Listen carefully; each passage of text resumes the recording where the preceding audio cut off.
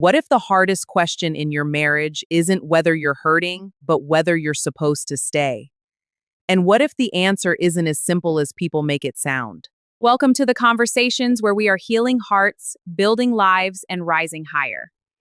Today, we're talking about one of the most difficult crossroads a person can face. Should you keep fighting for your marriage, or is it time to acknowledge that something deeper is broken? Let's talk about it. Today's conversation is probably the one most people in this series have been waiting for. Because somewhere out there, someone is sitting with a question they are almost afraid to ask out loud. Should I stay? Should I go? Is what I am feeling a reason to leave or a reason to fight harder? I want to speak to that person today with honesty, with care, and without pretending that this is simple, because it is not. There are two groups of people that break my heart equally.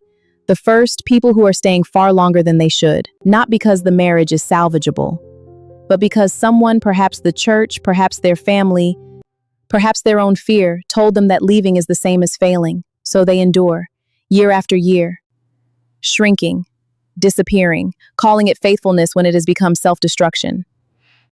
The second, people who are leaving far sooner than they should, not because the marriage is beyond repair, but because it got hard, because the feeling faded, because someone else appeared and felt easier. And they call it growth, they call it self-love, when what it actually is avoidance. Both of these paths are costing us our families, and both need to be named. This is the conversations where we are healing hearts, building lives, and rising higher. We'll be right back.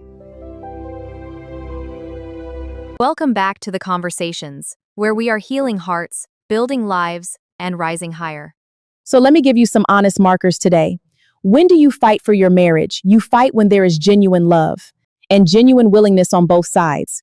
You fight when the problems are real but not rooted in abuse or danger. You fight when both people are prepared to be honest, not just about what the other person did, but about their own part in what went wrong. You fight when you are both open to getting real professional help.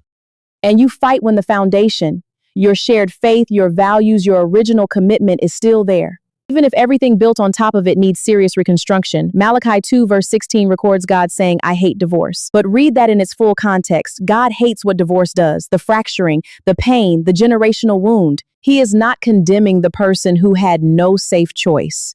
He is calling those who do have a choice to choose covenant over convenience. But I also need to speak to the other reality. There are situations where staying is not faith, where staying is not sacrifice, where staying is survival, and barely that.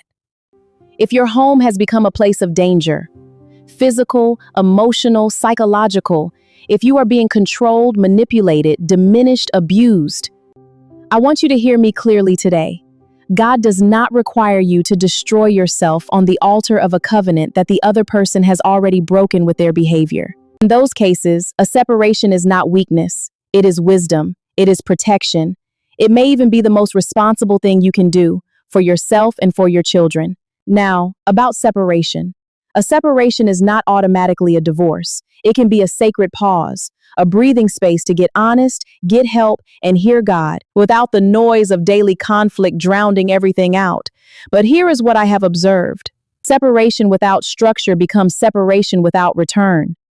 If you separate and use that time to simply build a new life elsewhere, new relationships, new emotional attachments, distance with no direction, you are not pausing your marriage. You are ending it slowly without the honesty of admitting it. If separation is going to mean anything, it must come with counseling, with personal work, with intentionality. Is restoration possible? And are we both willing to do what it takes? I want to ask you something today that only you can answer. Are you fighting or are you just enduring? Are you pausing or are you already gone? Be honest, not with me, with yourself. Because the most dangerous place to live is in a story you are telling yourself that is no longer true.